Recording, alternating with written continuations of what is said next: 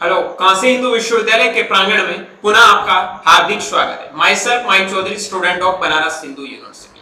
आखिरी उम्मीद BHU sport round. जिन बच्चों का अभी तक सिलेक्शन नहीं हुआ है और सोच रहे हैं यार कहीं ना कहीं सिलेक्शन होगा या नहीं होगा, जी हाँ, बनारस हिंदू यूनिवर्सिटी के अंतिम राउंड का काउंसलिंग या आप कह सकते हो मॉकअप या स्पोर्ट राउंड का काउंसलिंग स्टार्ट हो चुका है। स्पोर्ट राउंड में कौन कौन से बच्चे पार्टिसिपेशन ले सकते हैं, जिन बच्चों का सिलेक्शन नहीं हुआ पहले, क्या वो वापस से पार्टिसिपेशन ले सकते हैं, या फिर जिनका पहले सिलेक्शन हो गया है और उन्होंने किसी कारणवश सीट को एक्सेप्ट नहीं किया, क्या वो फिर से वापस स्पोर्ट राउंड में जा सकते हैं। एक एक चीज के बारे में डिटेल में आप सबको समझाने वाला हूं। सो चैनल पर नए हैं, सब्सक्राइब नहीं किया है तो चैनल को सब्सक्राइब करके बेल आइकन को प्रेस कर लेना, ताकि बीएचयू से रिलेटेड, आईसीआर से रिलेटेड और स्टेट एग्रीकल्चर एग्जाम से रिलेटेड हर इंफॉर्मेशन सबसे पहले टाइम टू टाइम आपको एग्री कैपिटल के यूट्यूब चैनल पर देखने को मिले। चलिए सबसे पहले हम बात करते हैं, ए टू जेड इंफॉर्मेशन दूंगा। पहले कौन कौन से बच्चे स्पोर्ट राउंड के लिए एलिजिबल हैं, स्पोर्ट राउंड में कितनी सीटें वैकेंट हैं, ठीक है, और स्पोर्ट राउंड की काउंसलिंग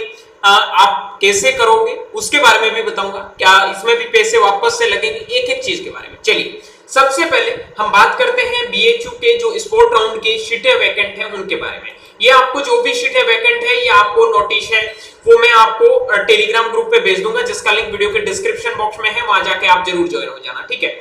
और बीएससी एग्रीकल्चर की सीटों की बात करूं तो टोटल 27 सीट है, जिसमें आपकी FMC normal seat, FMC paid seat, BHU की सीट, सॉरी बीएचयू आरजीसी की सीट है। टोटल 27 एग्रीकल्चर में सीटें वैकेंट है। कोई भी बच्चा ऐसा मत सोचना मुझे नॉर्मल सीट लेना, पेड सीट, बीएचयू की पेड सीट की फीस कोई ज्यादा नहीं है, ठीक है।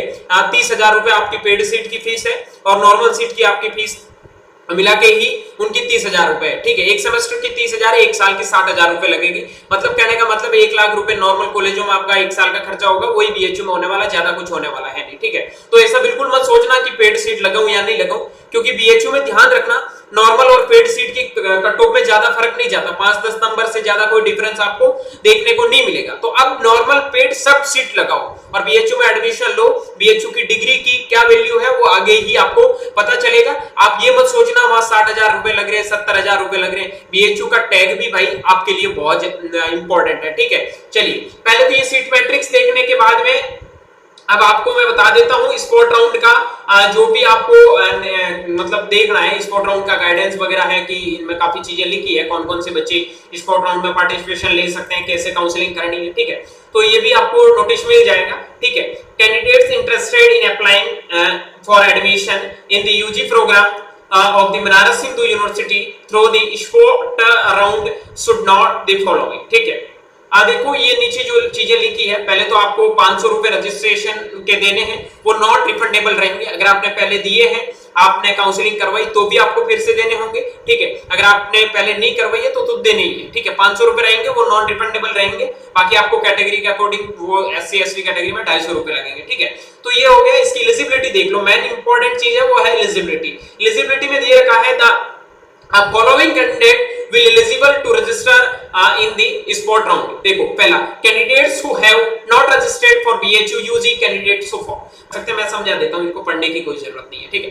पहले अगर आपने बीएचयू में रजिस्ट्रेशन नहीं किया तो भी आप बीएचयू में रजिस्ट्रेशन कर सकते हैं। आपने पहले रजिस्ट्रेशन करवाया लेकिन कोई सीट नहीं मिली तो फिर कर सकते हैं। अगर आपने बीएचयू में रजिस्ट्रेशन करवाया, आपको सीट मिल गई लेकिन आप किसी कारणवश पैसे वहां नहीं दे पाए, ठीक है, तो उसकी वजह से भी आप वापस से स्पोर्ट राउंड में पार्टिसिपेशन ले सकते हैं। ये इन्होंने अपने रूल्स एंड रेगुलेशन लिखे हैं।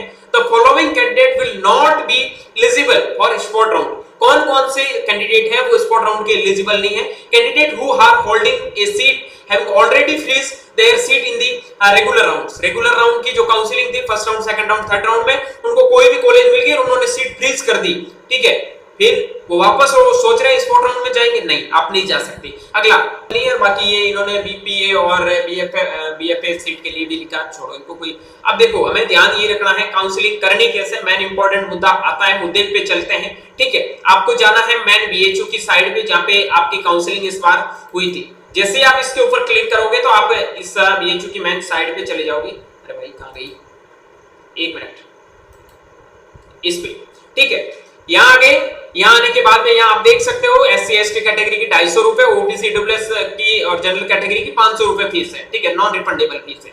आपको क्या करना है, कैंडिडेट लॉगिन में जाना है। आपने पहले आईडी पासवर्ड तो बनाए ही होंगे, आईडी पासवर्ड डालने हैं। ठीक है, ये मतलब एप्लीकेशन नंबर और पासवर्ड आपको डालने हैं। तो इसमें सीयूईटी के एप्लीकेशन नंबर डालने हैं आपको और पासवर्ड डालने हैं। सर पासवर्ड कैसे बनाएं? पासवर्ड तो पहली बार रजिस्ट्रेशन कर रहे हैं, पासवर्ड का कुछ पता ही नहीं है। कोई बात नहीं, आप फॉरगेट पासवर्ड पे जाओगे या फिर आपने पहले नहीं किया है तो आप फॉरगेट पासवर्ड पे जाओगे, एप्लीकेशन नंबर डालोगे, तो आप जैसे ही करोगे तो आप लॉगिन करने के लिए आपके पास में मेल वगैरह आ जाएगी, एक ओटीपी आएगी जिसके ऊपर आपको पासवर्ड है वो मिल जाएंगे। Got it? अब आपको मैं यहाँ पे रजिस्ट्रेशन करके दिखा देता हूँ। आपको यहाँ पे एप्लीकेशन नंबर डालना, मैं डिटेल डाल के आगे चलता हूँ।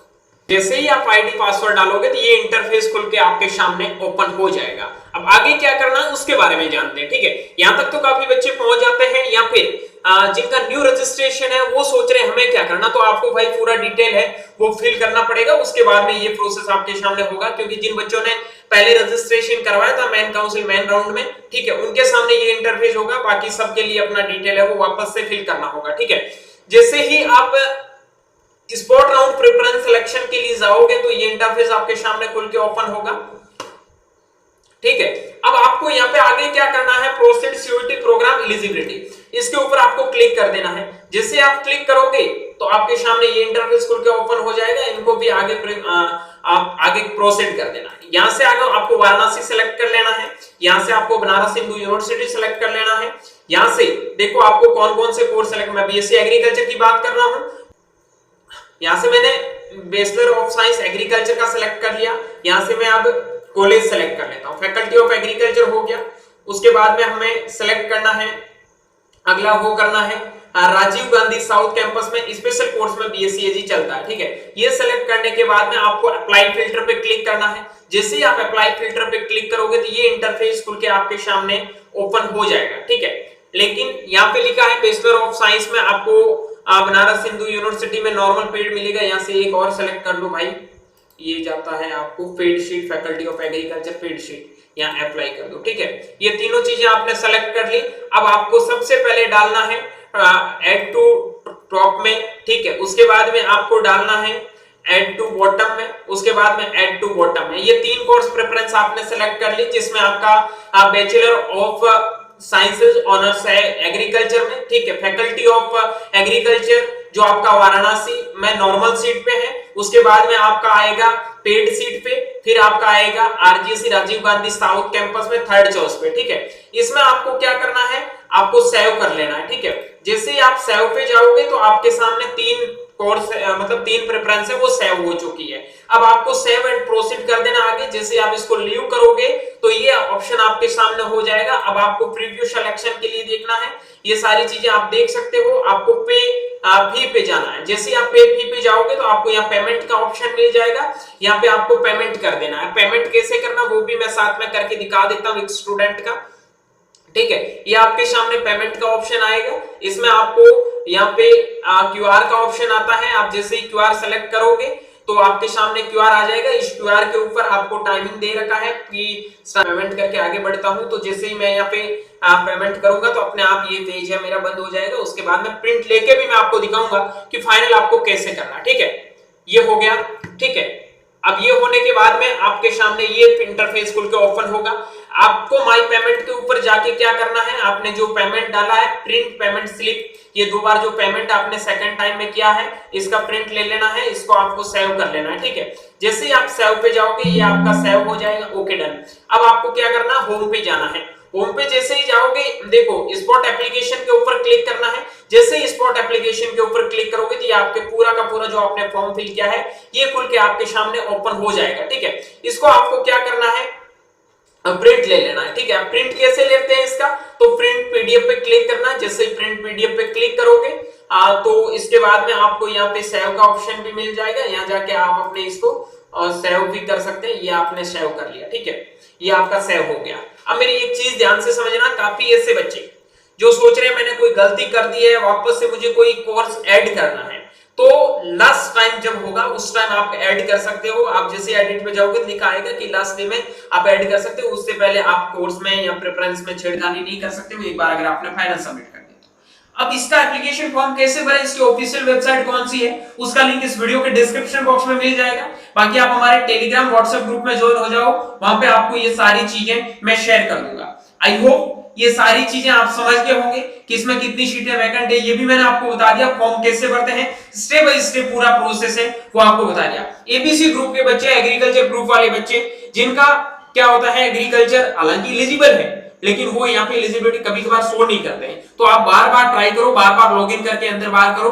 अगर नहीं होता है तो आप मेल करो उनको, बीएचयू को हेल्पलाइन नंबर पे जाके, तब जाके आपका सॉल्यूशन होगा। ठीक है, आई होप ये वीडियो आपने देखा तो आपके सारे डाउट्स है वो क्लियर हो जाएंगे। ठीक है, और मिलता हूं जल्दी एक वीडियो और अपडेट के साथ में। वीडियो अच्छा लगा तो दोस्तों के साथ में शेयर करना, और चैनल पर नए हैं सब्सक्राइब नहीं किया तो चैनल को सब्सक्राइब करके बेल आइकन को प्रेस करना। Bye bye, take care, good luck.